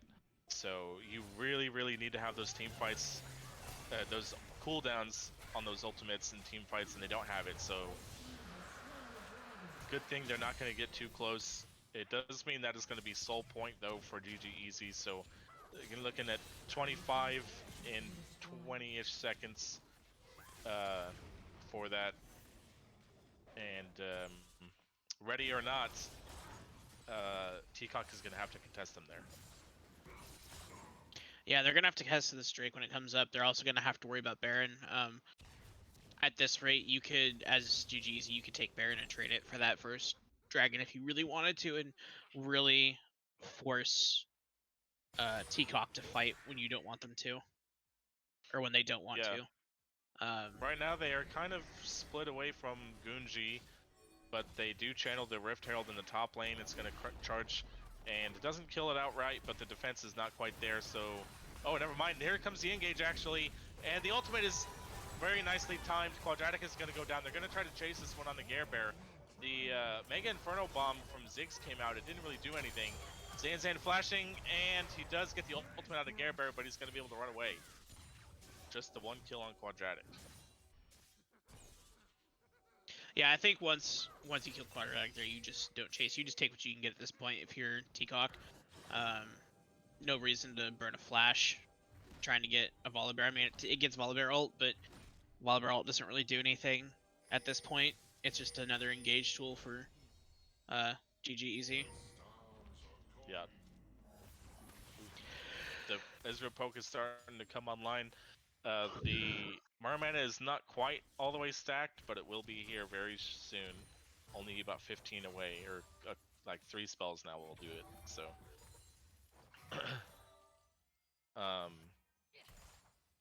so still down by a lot, more than 7,000 gold here. The tools in their comp, when they all have their ultimates and they're grouped together, is definitely, they definitely still have angles to potentially win fights, but it has to be like spot on execution from them.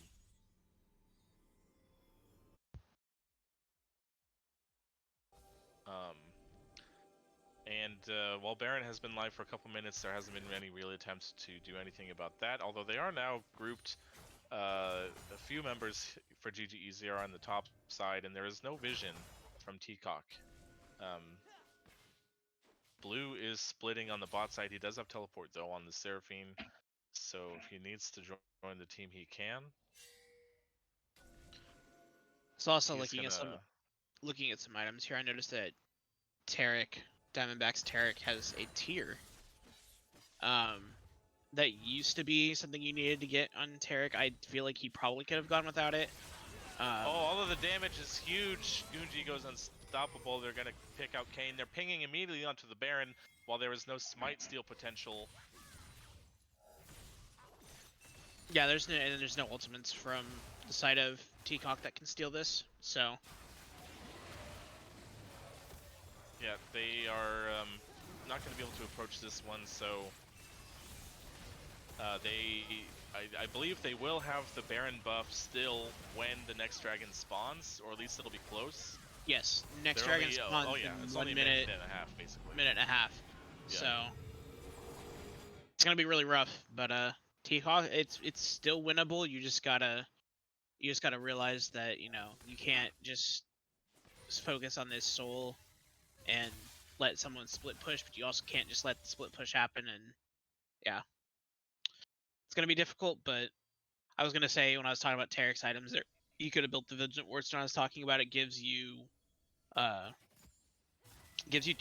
ability haste, or I think a 20 flat ability haste, and that would be huge when you're trying to get this ultimate back online so quick. Yeah. I know it's 1100 gold, but Oh, the choo train is live. Here comes Evangelist from the wall, gonna knock him up, and he's gonna finish him off. Unfortunately, the kill goes to Diamondback, but it is still a nice pick up there. That's one of the Baron buffs off the map. And Dragon is spawning soon. I think 28 it's up seconds. before. Yeah. Quadratic does have the TP though. While he won't be there immediately when Dragon spawns. But the biggest thing there is that He you also pick won't off have the Slicing Maelstrom. Well, the thing is, you pick off the person who is going to be most likely split pushing with that Baron while they're trying to take Soul. So that means that he doesn't have the Baron buff, so he doesn't push as hard. Ziggs ideally can do it too with TP up, but you kind of need Ziggs to fight. Behind. He's looking for this engage. The flash stun is not going to land onto Gunji. Here's the Taric ultimate though. It's going to prevent all of this true shot barrage damage. Mega Death Inferno Bomb comes in though, and the nice Seraphine ultimate, but they haven't got any kills. Finally, Embers is going to go off with the Seraphine ultimate, and here is Quadratic. Still no cannon ultimate though, which means the TP is much less effective. Eggboy Gunji, though, have been alive this entire time, and the fight was almost as good, I think, as Teacock could have had it, but they weren't able to get to the carries, and that's going to guarantee the Mountain Soul. I don't think it's quite the end of the game, but with Mountain Soul and this huge deficit, it's It's gonna basically be Mountain written on Soul the and wall. an inhib. I mean, it's just at this point, it's just you're just trying to get gold back as quick as possible. If you're Teacock, I know we've been saying it a lot, but like, and it's pretty obvious, you know, when you say, oh, someone lost and they had gold deficit and that's what caused them to lose. But that's straight up what this is. If they had the items, they had even items, they win these fights. They're playing them well enough, but the item mismatch is what's causing these fights to go south. Yeah, that one was good as a look as they could have hoped for. Starting a fight, Kennen wasn't there, and when he finally joined, he didn't have the ult. The Taric ultimate prevented all of the True Shot barrage damage, so it was only the Ziggs ultimate that really hit onto the whole team, or at least most of it. But like you were saying, when you're down that much gold and behind that many items, even when you have like the perfect scenario fight, they are not able to pull it out. So miracles can still happen, but it is now made that much harder when the other team also has all these resistances from the mountain drakes and the shield.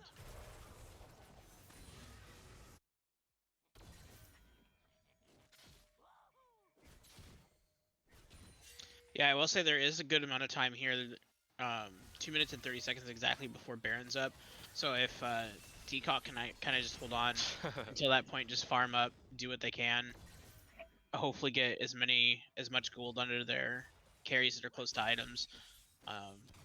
You know, could happen. They could find someone like they did last time in Quadratic and then take a team fight afterwards. That is a nice thing that happens when you have an inhib down, is that you get super minions. They are worth more money, and so it's kind of funneling gold in. But it looks like GG Easy's probably gonna try and just finish the game before that. Yeah, so I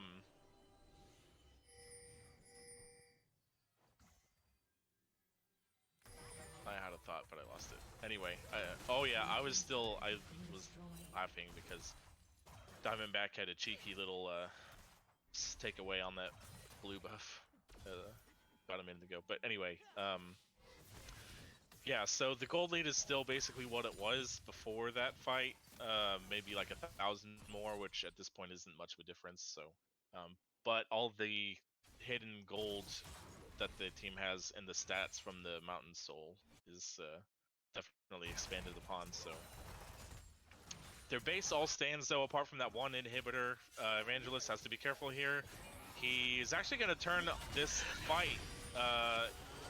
And here comes the Taric ultimate. The True Shot Barrage and the Mega Inferno Bomb are gone. Evangelist is going to go for this ultimate into Joe Cool. The ultimate only gets on the Quadratic, but he's CC'd before he can ultimate. That's really big. Evangelist is going to go down in the back line, and Bear is a massive bear in the front of this, but here's the ultimate from Embers. They have to be able to get to Ezreal. The stun barely misses. Zanzan is trying to get to him. Bear finally goes down. That's a nice shutdown, but from Embers and Diamondback are too low, and again, Avoy and Gunji were untouched. In the end, it is a 3-for-3, and they can feel okay about those shutdowns, though. They have to get back and heal to defend. And even fight when you're this far behind is a win for you. Yeah, the gold stays basically the same, even though they were getting shutdowns. That's kind of it's gonna be really weird, hard, even if they do get onto these two carries to kill him. They're gonna need Embers to hopefully not be as low before ultimate comes out. I believe before he even ulted, the shield bow is popped. Yeah, that is true. Yeah, again, like we're seeing in the Twitch chat as well, like these last couple of team fights, Teacock did play really well, but when you're down 11,000 gold, still extremely hard.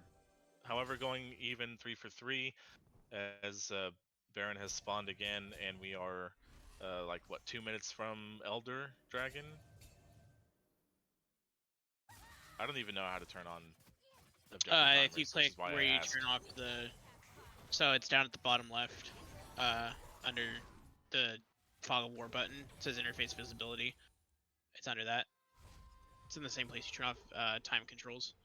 Oh, Elder's up There in we a go. minute 20. So okay. So, if there is obviously there's going to be a fight over that unless it somehow the game is over before then. But they're not in a position for that, and their mid inhibitor did just respawn from T-Cock, so they stopped the automatic pushing from the super minions. they need to try and keep GG Easy from doing this Baron before Elder's up. Yeah, Quadratic is still Because- splitting in the bot lane, but he has the TP and he has all of his cooldowns up, flash, ultimate, everything. They're buying time right now as no one is defending for this cannon. So that's all they really have to do, and eventually they're gonna have to decide who they send back to defend. I imagine it would be Zanzan, but he hasn't recalled yet. Still no recall. Finally they're backing off, and now that is going to be GGEG's sign to go to the Baron. And I do think they have started it up. Camera is just showing us Quadratic split pushing. Oh, they didn't start it yet. Okay, but they're looking to chase down on a Quadratic onto Evangelist. There's the flash, and Carrick ultimate's coming down. He does get the ult inside, and that's a pretty nice Seraphine ultimate. Again, it doesn't land onto any of the carries. Mega Inferno Bomb does a lot of damage. Evangelist goes down. Here goes from Embers on the back line. But he does not have the damage quite yet, and he's going to go down. That's a double kill for Gare Bear. And it's a 3-4-1, and there's a TP into the base. Coach Eggboy is right in. Zanzan is on him, but he's going to get this inhibitor at least while the rest of the team is coming down. Can they do the miracle defense? That ultimate from Zanzan was, I'm not sure it was quite needed, but he did use it. From Embers finally got his recall off. It is the 2v4. 20 seconds on Blue and Diamondback means I actually don't think they can end. I think they could with the Ziggs. Eggboy Satchels. Eggboy did not get the satchel charge off. Evangelist is up in 5 seconds, so I think he might be able They're to just playing get it there. safe. If they can somehow get to this Elder, Evangelist that is up. would It's gonna be- go down too fast though. Yeah, too much damage. Unfortunately, No the long whole range team ults. besides the Rel was there, so yeah, I don't want to say anyone's out of anything, but you're not beating Elder Dragon unless someone royally messes up. yeah. 2 inhibs Another- down. They have Baron, or no, they don't have Baron. They have Elder. They're probably gonna do Baron just to, give him the Uber buff and call it a series. Yep. Let's see if Evangelist fancies the steal. He'd have to kind of get around Quadratic first. He's not even gonna attempt it. So that is gonna be the Baron buff and the Elder Drake for the next couple minutes. Consolation prize: Evangelist did get that blue buff, but I will say they do have Terra Cult, so I guess there could be a really good Terra Cult that helps them win this fight. But see Kennen picking up a Zanya's Hourglass now. yeah, that's nice. And Looking at these Gunji picking up levels- him as well. It's 3 level 16s and the 18 on Eggboy, and no one on the side of T-Cock has even hit level 16 yet, so... Oh, I stink. Yeah, never mind. I was right. So, not only down in the wallet size, but also down in levels. Evangelists, looking to see who was going to face check. Unfortunately, it was just the Rel. Here's the Slicing Maelstrom. Terracult is coming down. It finally saves their lives. That's a pretty nice ultimate, and Kennen goes down first, but here comes the bleeding and the burn. Joe Cool Bremer is actually going to go down. No, he doesn't. The Elder buff saves him. Yeah, he does go down, but here more was coming in. Gunji goes invincible in front of the undead Scion. Diamondback is the only one left alive. Again, a kind of decent looking fight. Yeah, it's really They do get 2 well kills. played fights throughout this entire game. from Teacock, but it just, a couple fights going bad in the early game and not playing to the strength of your team and not having a Tarek 6 available, it just puts you behind and you don't have the money. Other than that, it was well played. Like, you guys played to your comp and you played it well, but you were just too far behind, I think. Yeah, the early to mid game, just losing increments. I mean, And GG by the Easy did time really they well got too, pressuring and pushing that lead that they knew they had, and making sure that they kept up on those items and kept doing what they needed to so that they wouldn't risk a chance of there being a comeback. Yeah. So it took them to a full 3 games, but that is going to be GG Easy moving on to the semifinals. So we can quick update on that. GG Easy are going to be playing 4 tops, and it will be Bees playing GDN are your 2 semifinal matches for next week. So congrats to Bees and to GG Easy on making it out. Quickly looking at the damage charts, of course you would expect the Ziggs and the Ezreal to be way up there. Ezreal a couple thousand ahead of the Ziggs.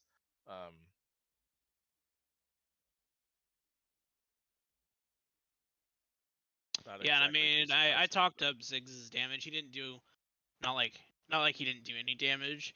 There was a scrim we had last week against 4 top, and I was able to put out 82,000 damage on Ziggs in a 35-minute game.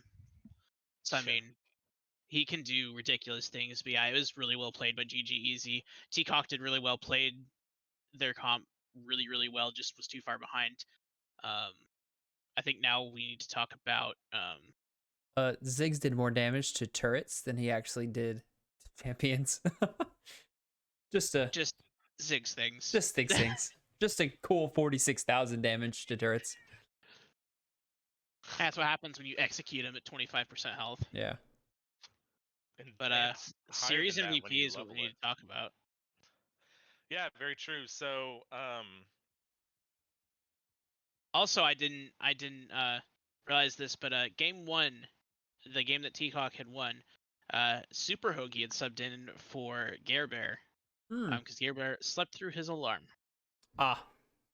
which is understandable because he works nights.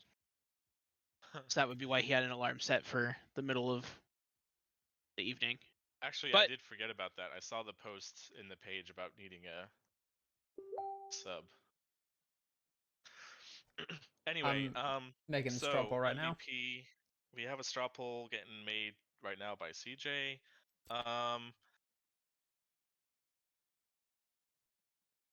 For me, it's really hard just because everyone did really well. It was kind of like when we talked about, like, Yunji did really well both games, but I mean, it's ADC. Eggboy did really well, I think. And obviously Gear Bear did well too. Quadratic popped off on the Swain. I don't know how game 1 had looked for each of these teams, but just going on in the 2 games that I had saw, I would personally give it to Eggboy. Really, really good execution on the Viego, and then on the Ziggs, just standing back and doing his thing and destroying towers so much that he does more damage to towers than champions. Because Ziggs, imagine if you could build that new split pushing item on Ziggs and it not be troll. So I know the Kennen didn't do much that game, but if we think back to the game before, Quadratic on the Swain absolutely popped off. It was nasty. Yeah, I mean, everyone had their pop off Yeah. moments. It's just the person. I just took the person who had the 2 like complete games. Yep. So that'd be Eggboy, but like I said, you can make arguments for Gunji, and you can make arguments to Gare Bear and Quadratic. Also, yes, Mr. Eggs, which is Eggboy. ADCs can indeed win MVP because I did it in the last series, but I just out here breaking rules and stuff like that. So, go ahead and vote on that straw poll, and then we will get an interview going. Obviously, both Yeah. captains are welcome to join us in here. I definitely also want to say I think Gunji is someone I'm considering. However, you do have to think about the fact that he's a dirty Divine Sunder Ezreal abuser, like Hey, like I'm a John dirty was. divine as he even did what I was gonna do originally. Is I was gonna build the Zanyas instead of building the Soreldas because, I didn't need it that game. But then no one was like killing me, and I was like, I guess I'll just get heal cut instead. Yeah. So I haven't even hold on. I let me just ban load it up. forehead. I will say, I can talk a little bit more about the other candidates. Like Gare Bear had really good jungle objective control. Noticing when Evangelist was on opposite sides of the map, making sure that he was there for each of those, calling and making sure that his team was aware of those. Did get a little aggressive on his invades at times, but his team was there to back him up. And especially for being someone who wasn't a jungle main, coming into this and taking on someone like Evangelist and just showing him, hey, I can play this, I'm competent, let's do this kind of thing. And making sure that like he was there doing his role and doing his job. And like you don't think about, oh well, me jungler, me do objective, me gank kind of thing, but like he was there on the Volibear, he was jumping in, he was doing all that. And then on Sejuani, making sure that he was following around with Egg Boy and getting those, knowing where to gank with those melees. Quadratic obviously showing up on his signature Swain and just doing Swain things, just not dying, doing tons of damage, and being a menace, being all over the map. Even on the cannon, he was all over, just putting out damage and EC in team fights. And then Gunji on the ADC, just sitting back, doing damage, not dying. Exactly what I did in the last game, because that's what you have to do on ADC, or else you don't get to play the game. Other words, you don't have to get fun. You can't E in on someone, because then the O10 mid laner just pops you. But nonetheless, he positioned really well. And for anyone who thinks, oh, I just right click, positioning is way harder than you think it is.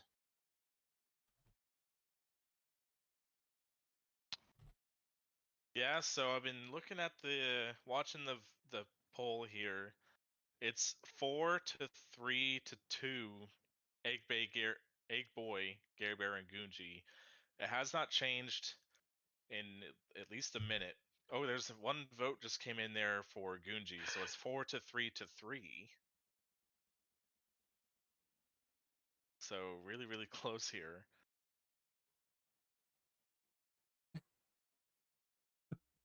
What would we got? 29 viewers in here. Yeah, we And got 29 viewers and we've got 11 votes. Come on, people. What are we doing? Even if you played, you're allowed to vote. Yeah, if you played, you're allowed to vote, and you're allowed to vote for yourself and not tell your team and not feel bad. Hey, I'd be lying if I said I have never done that. Same. I didn't vote on the one earlier though. I don't think I did. I don't think I did either. I wasn't paying attention. I was letting animals out. All right, what y'all? Somebody. Oh, okay. Hello. Hello. Hello. I just want to give a quick shout out to Garrett, who I told the entire game I was gonna give him MVP, and then I voted for myself and won by one vote. Dirty, Toxic. dirty carry player. Well, Player. Egg Boy, you're the MVP for stats purposes, but other than that, Bear is our MVP in our hearts. He is knowing what always the actually MVP did. in my heart. Honorary MVP. MVP. Yes. I'll even put it in the stats whenever I put it into the Discord. Wait, do we have to upload stats for playoffs too? Yes. I'd imagine. The I'd assume okay. so. Damn They it! keep I didn't track of them. upload. I didn't upload stats from last game. Damn it. Also, okay. I don't know if Diamondback's gonna get in here, but you can get in here too if you want. Get in here, Ryan. Yeah. Love you, Ryan. I'm calling you out. We need more hot tub streams. We need more hot tub Hot streams. tub streams. Thanks, Garrett. It's because of you I get to look like a decent league player. True.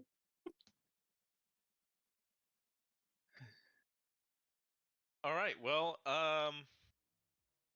yeah. So we of course don't know. We didn't see game one. which was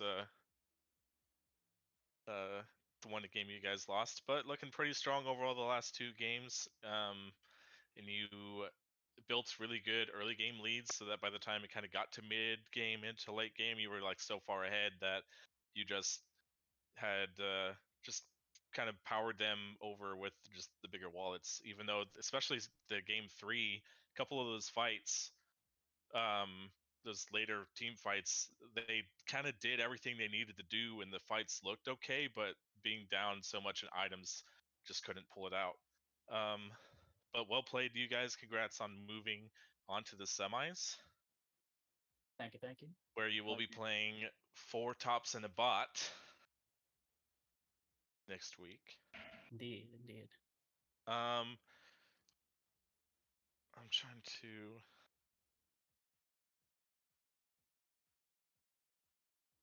Do either of you guys have any question about them and just about like I'll draft? since I'm not gonna ask about draft. I'm gonna ask this just because I want to hear his opinion on it too. So, Gunji, why Sunder first in late and not the other way around? Like, which item do you buy first and why? Sunder, 100%. You just get a tier. You sit on the tier and you get Sunder.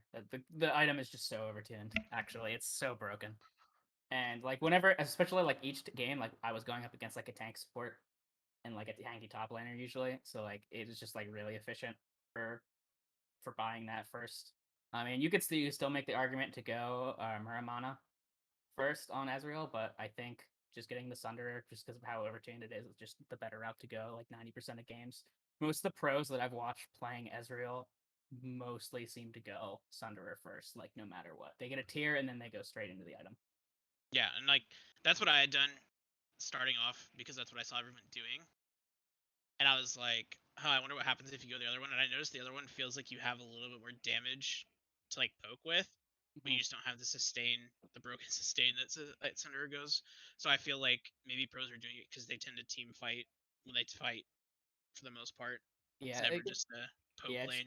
it just makes Ezreal like overall stronger. I think like early Yeah. mid fights. So that's kind of like one of the things that like Ezreal historically as a champion is a champion that like has to get to mid game to like really like pop off, and like Sunderer just like accelerates that like so insane, like just like insane amounts that it's just the champion. The champion's just a broken. Like there's just no other words to say it. It's just a very broken champion because of the item. The champion itself is Yeah. broken, I should say, but it's definitely the item.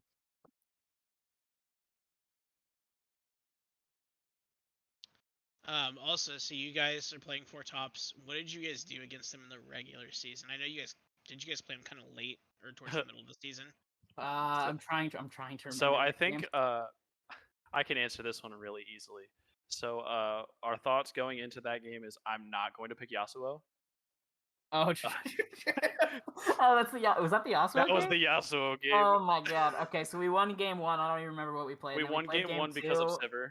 We had Yeah. Sivir Seraphine. Oh yeah, it was And then the tale game of two 2 Sivers. they That's picked right. like Sejuani. They picked Sejuani Galio, and I had previously played Yasuo. Like literally earlier that week, I played Yasuo into Flesh's Galio, and I kind of stomped. So I was like, He was feeling confident, and then I was feeling confident in he the was- matchup, and he then was they put back picked the down to earth Sivir, and very he quickly. did big damage, and I could never do literally a single thing. So I think the biggest thing is they were going to not let me play Yasuo, and maybe we'll be able to win this time. Yeah. Yeah. And what Garrett said, Egg play. we also are a lot more cohesive as a team. Yeah. Yeah, Yeah. I haven't been able to watch a ton of the games, so I don't see them all. So I don't see every single team. Confident bot. Yasuo, true. Honestly, To be true. completely honest, like I don't I was ban even it if telling they the pick it. team- Clearly, it's only hurting themselves. I was talking to the team a little bit after the game was over. Like this week has probably been the week that we played the least amount as a team, like as a 5-man team. But like our communication, like our like teamwork overall, and our rotations, this like series has been the best that has been all season. And like I'm really proud of how much work we've put, like how much improvement we've had as a team and also as individuals, because people have been playing out of their minds. Yeah, and I think like we our rosters definitely had like a lot of like not problems, but just like we've never really had a chance to play Instability. never really had a chance to play with like a stable roster, just because of like the situation with Stormion and just a bunch of different like factors that have come into it. Just a lot of times where we've had to play games with subs, so it kind of feels like we're finally starting to hit our groove, and it's really nice because it definitely was like hindering us a lot early on when Yeah. we just like weren't being able to play with like the same roster most of the time. Yeah, I mean it was the same thing with us on Bees. Like I think we didn't play with our actual intended roster. We played with it week 1, but Tyler had COVID, so I mean I Doesn't don't know count. if you want to count that because he was playing at like 50%, even if that. Yeah, And then after that, we had like 4 or 5 straight weeks of subs, and it was rough, but we're getting there now. And so, yeah, I mean, it'll definitely be interesting to see how you guys do second time around versus 4 top. Mm. I don't think I really have much question about the game because it was just one of those things where you kind of like see what's going on, and it just feels bad. A few mistakes in the early game can really put you behind gold wise, and then even if you play things perfectly, it's just item difference. But Alex, CJ, do you guys have anything? No, I'm good. My question was going to be about next week and them going up against 4 tops, but you already asked it and they already answered it, so I'm good. Yeah, I'm good. Alrighty, Hooray, folks. streams. All right, folks. Well, thanks for tuning in. That was Gunji Gang Extra Zesty taking the series 2-1 over 2 coaches, 1 cup. They will be moving on to the semifinals to take on 4 tops and a bottom. And the other semifinal match will be Gank These Nuts versus Bees Knees. That'll be happening this week sometime. So make sure you tune into those streams. Hopefully on twitch.tv/PMALCS. But anyways, thank you guys for tuning in. We'll catch you on the flip flop later. Bye. Bye.